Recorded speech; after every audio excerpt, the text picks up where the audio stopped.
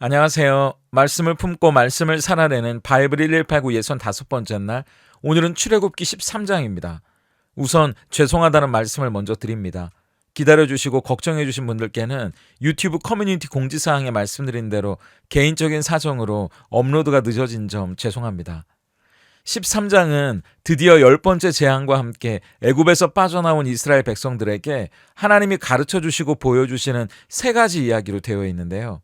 첫 번째는 무교절에 대해 다시 한번 강조하십니다. 우리로 치면 정월, 이스라엘 사람들이 한 해를 시작하는 첫 달 14일이 6월절이고 그 다음 날부터 일주일 동안 무교절이 진행된다고 이미 12장을 통해서 살펴본 바 있죠. 그러니까 한 번 더 무교절 절기에 대해 반복하고 계시는데, 누룩을 넣지 않는 맛없는 빵, 이 무교병을 일주일간 먹으며 지내는 겁니다. 다른 건 아무것도 넣지 않고 밀가루만 반죽해서 얇게 구워낸 그 질기고 별맛 없는 빵을 먹으며 일주일간 지내야 하는 이유가 뭘까요?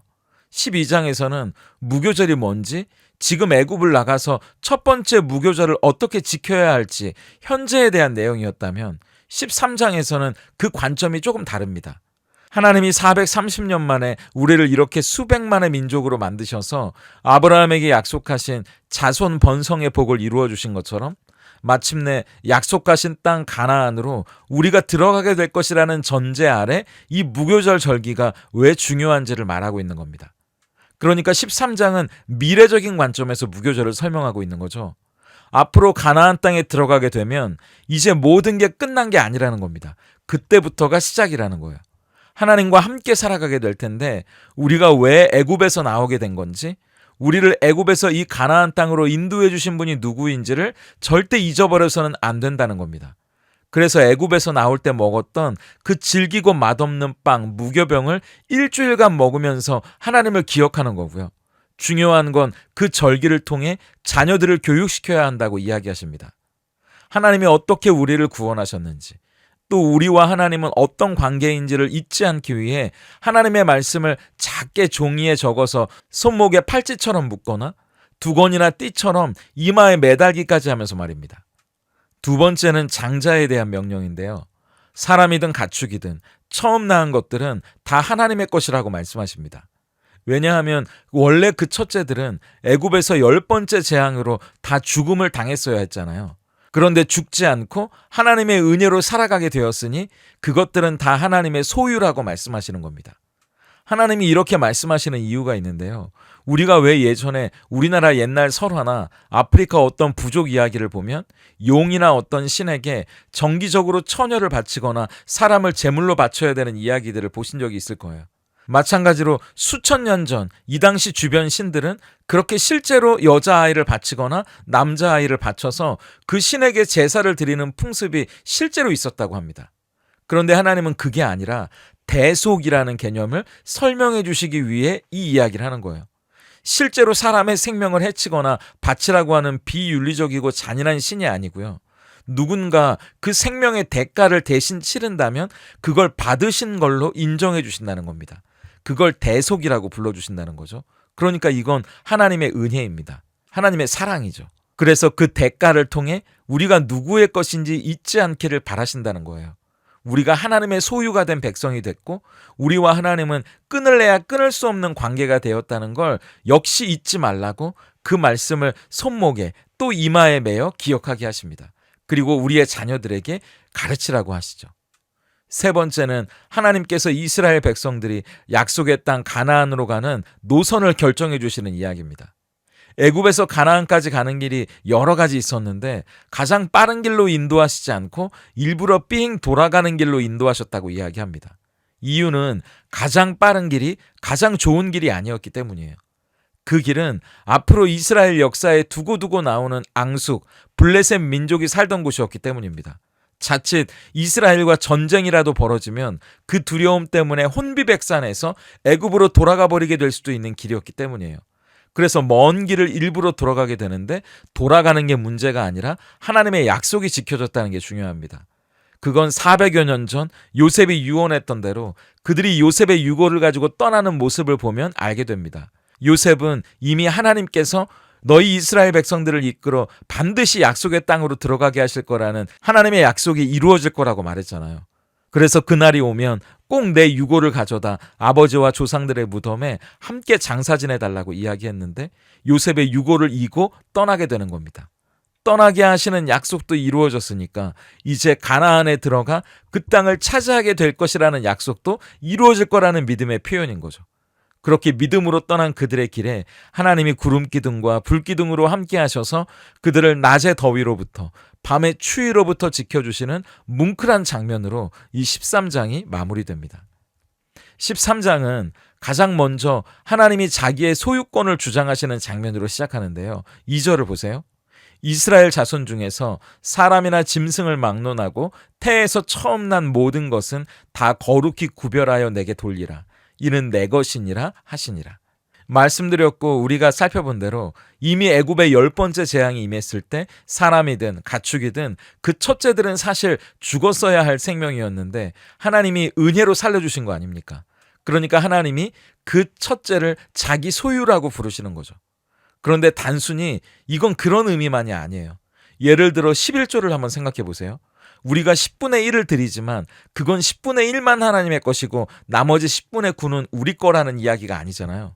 모든 것이 하나님의 것인데 모든 것을 우리에게 은혜로 주셨다는 것을 감사하고 그 소유권을 인정하는 의미에서 10의 1을 따로 떼어서 드리는 겁니다. 우리가 얻은 첫 아들이 하나님의 것이라는 말도 마찬가지입니다. 그건 사실 우리 가족 모두가 하나님의 소유이고 하나님의 백성이라는 것을 첫 아들을 드림으로써 인정한다는 이야기입니다.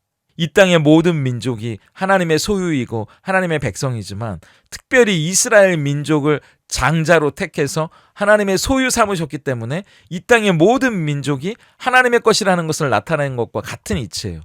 그러니까 하나님은 첫째를 하나님의 소유로 바치라고 말하면서 결국은 우리 모두가 하나님의 소유라는 걸 말씀하고 싶었다는 겁니다. 저는 이걸 보면서 하나님을 소유하기보다 하나님의 소유로 살아가야 한다는 생각을 하게 됩니다. 가끔 어떤 분들을 보면 명품백을 소유하거나 부동산, 통장의 잔고를 소유하는 것처럼 하나님도 그저 내가 소유하는 것만으로 든든하게 생각하는데요. 그 자체가 나쁜 건 아니지만 문제는 거기서 멈춘다는 겁니다. 하나님은 우리의 소유물이 될 수도 없을 뿐더러요. 소유주가 만약 우리라면 하나님을 우리 마음대로 좌지우지하거나 오히려 그분을 우리 입맛에 맞춰서 우리가 살아가는데 이용한다는 뉘앙스를 지울 수 없기 때문이에요. 하지만 하나님은 오히려 우리가 그분의 소유라고 말씀하십니다. 그러면 어떻게 살아가게 되는 겁니까? 베드로전서 2장 9절을 보세요. 그러나 너희는 택하신 족속이요 왕같은 제사장들이요 거룩한 나라요 그의 소유가 된 백성이니 이는 너희를 어두운 데서 불러내어 그의 기이한 빛에 들어가게 하신 이의 아름다운 덕을 선포하게 하려 하심이라. 우리의 소유주가 누구인지를 드러내고 우리의 소유주가 되시는 하나님의 은혜가 얼마나 크고 아름다운지를 세상에 드러내는 삶을 살아가야 한다고 말하는 겁니다. 왜냐하면 출애굽기 13장은 대속이라는 개념에 대해 우리에게 이야기해 주는데 12절과 13절을 보세요. 너는 태에서 처음 난 모든 것과 내게 있는 가축의 태에서 처음 난 것을 다 구별하여 여호와께 돌리라. 수컷은 여호와의 것이니라. 나귀의 첫 새끼는 다 어린 양으로 대속할 것이요 그렇게 하지 아니하려면 그 목을 꺾을 것이며 내 아들 중 처음 난 모든 자는 대속할지니라. 대속이라는 건 대신 값을 치르고 산다는 말이잖아요. 만약 우리의 소유주인 하나님이 그 당시 이방의 신들 같았다면 실제로 첫 아들을 제물로 바치라고 이야기했을 겁니다. 왜 아까 이야기했던 것처럼 그 당시 이방의 신들은 실제로 사람을 바치라고 이야기를 했었으니까요. 하지만 하나님은 그런 몰상식하고 잔인한 신이 아니십니다. 보신 것처럼 그 당시의 나귀는 짐을 운반할 때 아주 귀중한 역할을 하는 지금으로 치면 짐수레나 트럭 같은 동물이었거든요. 그러니까 다른 동물은 첫째를 그대로 바치지만 이 소중한 나귀는 나귀를 바치는 게 아니라 그 대신 어린 양으로 대신 값을 치러도 좋다고 말씀하시는 겁니다. 그게 대속이죠. 긍휼, 불쌍히 여겨주시는 은혜예요. 나귀가 이렇다면 사람은 더 말할 필요가 없습니다. 출애굽기에는 그 첫 아들을 무엇으로 대신 값을 치러야 하는지 나오지 않지만 나중에 레위기나 민수기에 가서 보면 구약시대에는 맏아들을 바치는 대신 레위인을 세우라고 말씀하세요. 그래서 그 레위인으로 성전을 섬기도록 하신다거나 속전이라고 해서 소중한 돈으로 대신하기도 하시거든요. 그런데 이제 신약, 은혜의 시대를 살아가는 우리의 생명을 대신하는 건 그런 게 아닙니다. 마태복음 20장 28절을 보세요. 인자가 온 것은 섬김을 받으려 함이 아니라 도리어 섬기려 하고 자기 목숨을 많은 사람의 대속물로 주려 함이니라. 하나님의 아들인 예수님이 인간의 몸으로 이 땅에 오셔서 저와 여러분, 우리 모두의 생명을 대신해서 십자가에서 자기 목숨으로 그 죄값을 치르셨다는 말입니다. 그분이 우리의 대속물이 되어주셨기 때문에 오늘 우리가 살아갈 수 있다는 거예요.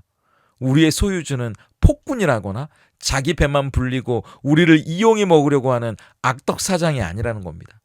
우리를 소유하신 우리의 소유주 하나님은 우리를 너무나 사랑하시고 자기 아들을 아끼지 않고 내어주실 만큼 은혜가 풍성한 분이면서 우리를 소중히 여기시는 분이에요. 그렇기 때문에 우리는 우리를 소유하신 우리의 소유주 하나님이 어떤 분인지 드러내고 보여줘야 할 책임이 있는 겁니다. 예전에 어른들에게 저 잘할 때는 그런 이야기 많이 들었거든요. 밖에 나가면 몸조심하라고, 항상 예의 바르게 행동하라고요. 누구 집 자식이라는 거 알 텐데 집안 망신 당하지 않도록 항상 단정하게 행하라는 말이었어요. 우리가 누구의 소유인지 세상은 다 알지 않습니까? 감히 하나님을 소유했다고 여기고 내 뜻대로 하나님까지 이용하는 삶이 아니라 우리가 하나님의 소유가 되었다는 것을 기억하고 우리를 소유하시기 위해 하나님의 아들 예수님의 목숨까지 대속물로 주실 만큼 우리를 사랑하신 분이 하나님이라는 사실을 기억하면서 우리의 소유주이신 그분의 뜻대로 오늘을 살아가고 그 소유주가 어떤 분인지 세상에 드러내며 보여주고 살아가는 우리 모두가 될 수 있기를 소망합니다. 그렇게 자기 소유로 삼으신 백성을 하나님은 끝까지 돌보시고 보살펴 주신다고 말씀하세요. 그렇기 때문에 우리 인생은 빨리 가는 것보다 누구와 함께 가느냐가 더 중요합니다. 애굽을 떠나 가나안으로 가는 이스라엘 백성들이 이제 어떤 길로 가나안을 향해 가는지 그 노선을 정해야 하는데 하나님은 일부러 먼 길을 돌아가게 만드십니다. 왜냐하면 빠른 길이 있기는 한데요. 그게 이스라엘 백성들에게 결코 좋은 길이 아니었기 때문입니다. 빨리 갈 수 있을지는 몰라도 이제 겨우 노예 신분을 벗어났고 애굽에서만 우물한 개구리로 살았던 그들이 호전적이고 싸움에 능한 블레셋 민족을 만나기라도 하면 겁을 집어먹고 두려워하면서 제대로 여행을 떠나기도 전에 애굽으로 돌아가 버릴 수도 있었기 때문입니다. 어차피 약속의 땅은 이스라엘 백성들의 것이고 문제는 이스라엘 백성이 그 땅을 소유할 만큼의 수준이 되느냐 안 되느냐, 이스라엘 백성들이 준비되는 게 중요했기 때문에 하나님은 일부러 조금 시간이 걸리기는 하지만 먼 길을 돌아가게 하시면서 이스라엘 백성들을 가나안 땅에 들어갈 만큼 수준이 되도록 만들어 가시려고 했다는 거예요. 17절과 18절을 보세요. 바로가 백성을 보낸 후에 블레셋 사람의 땅의 길은 가까울지라도 하나님이 그들을 그 길로 인도하지 아니하셨으니 이는 하나님이 말씀하시기를 이 백성이 전쟁을 하게 되면 마음을 돌이켜 애굽으로 돌아갈까 하였습니다. 그러므로 하나님이 홍해의 광야길로 돌려 백성을 인도하심에 이스라엘 자손이 애굽 땅에서 대열을 지어 나올 때에 우리 인생도 마찬가지 아닙니까? 우리는 빨리 뭔가 되고 싶고요. 빨리 성공하고 싶고요. 빨리 낫고 싶고 빨리 문제가 해결되기를 바랍니다. 하지만 하나님의 관심은 빨리에 있는 게 아닌 것 같아요. 우리가 누구와 함께 가느냐? 그걸 우리가 깨닫기를 원하시는 것 같다는 말입니다. 빨리 성공해도요. 빨리 부자가 돼도요. 빨리 병이 나아도요. 빨리 문제가 해결돼도요. 하나님이 거기 함께 계시지 않는다면 그게 우리에게 무슨 의미가 있겠습니까? 조금 더디게 가도, 조금 답답해 보여도, 조금 천천히 가더라도 하나님이 함께 하시면 그게 더 행복한 거라고 말씀하시는 거죠. 중요한 건 우리가 뭔가를 이루고 해내는 게 아니라 그 과정에서 하나님과 어떤 시간을 보내느냐, 그분과 누리는 관계 속에서 우리가 만들어져 가는 게 더 중요하기 때문입니다. 결국 우리가 얻고 누리고 싶은 그 모든 걸 이루시는 분도 하나님이시니까요. 그래서 21절과 22절을 보세요. 여호와께서 그들 앞에 가시며 낮에는 구름 기둥으로 그들의 길을 인도하시고 밤에는 불 기둥을 그들에게 비추사 낮이나 밤이나 진행하게 하시니 낮에는 구름 기둥 밤에는 불 기둥이 백성 앞에서 떠나지 아니하니라. 그 유명한 구름 기둥 불 기둥이 나오는데요. 저는 다시 이 말씀을 보면서 더 은혜가 되는 건 여호와 하나님께서 그들 앞에서 가신다는 말이요. 그들의 길을 인도하신다는 말이요. 이게 더 뭉클해지는 겁니다. 마치 목자처럼 양들인 우리의 길을 저 멀리 앞서서 인도하고 계신다는 겁니다. 우리는 그 길을 따라갈 뿐이에요. 빨리 가든 좀 더디고 늦어지든 그건 우리 감정의 문제일 뿐입니다. 그분이 인도하시고 그분이 함께 하신다면 그게 가장 좋은 길이에요. 그래서 그분이 그 길 위에서 우리를 돌보시는 방법이 낮에는 광야에 내리쬐는 햇빛에 그늘이 되어주시는 구름 기둥으로, 밤에는 기온이 급강하하는 광야의 추위를 녹여줄 불기둥으로 우리와 함께 그 길을 동행해 주시는 거 아닙니까? 그게 우리를 돌보시는 은혜, 우리를 보살펴 주시는 은혜가 아니면 뭐겠어요? 지금 설령 좀 더디고 답답하고 너무 천천히 가는 것 같아도요, 뭔가 빨리 해결되지 않는 것 같아도요, 하나님이 우리와 함께 가시는 길이라면 괜찮습니다. 이스라엘 백성은 40년이 걸린 길이잖아요. 그렇다고 40년을 기다리라는 말씀은 아니고요. 그 더디고 답답한 길 위에서도 구름 기둥과 불 기둥으로 우리를 보살피시고 돌보시고 지키시고 인도하신다면 마침내 우리를 목적지까지 인도해 주실 것도 신뢰하면서 잠잠히 그분을 따라가 볼 수 있지 않을까 싶은 겁니다.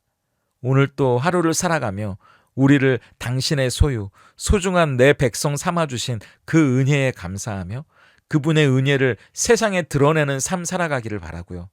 우리를 소유 삼아주셨으니 그분은 당신의 소유된 우리를 끝까지 돌보실 거예요. 보살펴 주실 겁니다. 지켜주실 뿐만 아니라 인도해 주실 것도 신뢰하면서 낙심하거나 좌절하지 않고 우리가 걸어가야 할 그 길을 또 묵묵히 걸어가는 오늘이 될 수 있기를 소망하고 응원합니다. 오늘 바이블 1189 적용입니다. 첫째, 우리는 하나님을 소유하기보다 하나님의 소유로 살아가야 하지 않을까요? 나는 어떻게 나의 소유주 되신 하나님의 은혜를 드러내며 살아갈 수 있을지 한번 생각해 보세요. 가정과 직장, 인간관계 속에서 내가 누구의 소유인지를 어떻게 나타내며 살아갈 수 있을지 생각하고 실천해 볼 수 있으면 좋겠습니다. 둘째, 빨리 가는 것보다 누구와 함께 가느냐가 중요합니다. 오늘 나에게 빨리 해결되거나 풀리지 않아서 답답하고 조바심이 나는 문제가 있다면 뭘까요? 그런데 그 문제 가운데 하나님과 나는 어떻게 동행하고 있는지 한번 생각해 보면 좋겠습니다. 문제와 별개로 하나님과의 동행은 어떤 감사로 나에게 느껴지는지, 또 하나님의 인도하심을 어떻게 나는 신뢰하고 있는지도 생각해 보시면 좋겠습니다. 함께 기도하겠습니다. 우리를 선택하시고 왕같은 제사장이며 거룩한 나라요 나의 소유된 백성이라 불러주시는 하나님 감사합니다. 우리가 다 하나님께 속한 자들이오며 거룩한 소유가 된 백성이오니 하나님의 뜻을 헤아리며 분별하게 하시고 우리를 소유하신 하나님을 마땅히 드러내며 우리를 어둠으로부터 불러낸 그 놀라우신 은혜를 세상에 전하며 살아가게 하시옵소서. 죄와 사망의 권세에 붙들려 있던 우리를 소유하시기 위해 기꺼이 하나님의 아들 예수님의 생명을 대속물로 내어주시기까지 우리를 소중히 여기신 그 놀라운 사랑에 날마다 감격할 수 있는 심장이 우리에게 있기를 소망합니다. 그리하여 세상에서 조금 더디고 답답하게 천천히 걸어가는 그 길이 우리를 낙심케 하거나 좌절시킬 수 없음을 고백하게 하시옵소서. 오히려 굽이굽이 돌아가는 인생의 길이라 해도 문제의 해결은 더디기만 하고 앞이 보이지 않는 진로는 답답하기만 해도 그 길 위에 하나님이 함께 하신다면 그것만으로도 우리에게 위로와 격려가 되게 하시고, 오히려 돌아가고 더디게 가고 답답한 길이라 해도 그 길이 하나님이 우리를 만들어 가시는 방법이라면 기쁨으로 그 길을 걸어가는 믿음도 있게 하시옵소서. 구름기둥과 불기둥으로 우리를 보살피시고 돌보시는 그 은혜가 우리의 것임도 신뢰하기 때문입니다. 오늘도 그 길 위에 서 있는 우리 성도님들을 응원하며 격려할 때 선하시고 참된 우리의 목자이신 예수님의 이름으로 기도드립니다. 아멘.